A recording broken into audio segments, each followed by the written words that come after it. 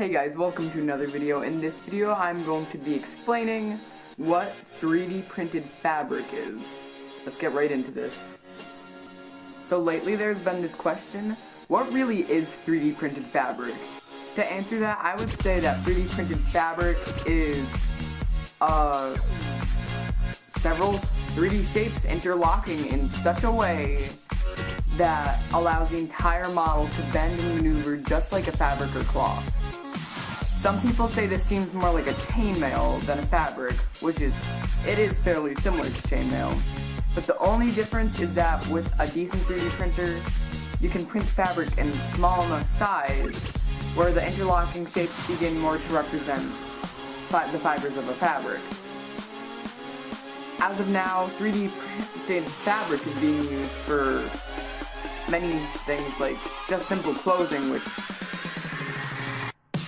I wouldn't be into that, but you. And also NASA is working on a 3D printed fabric to boost space exploration as a lightweight fabric.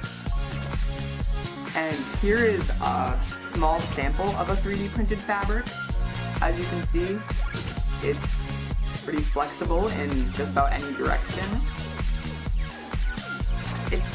Here's a slightly blown up.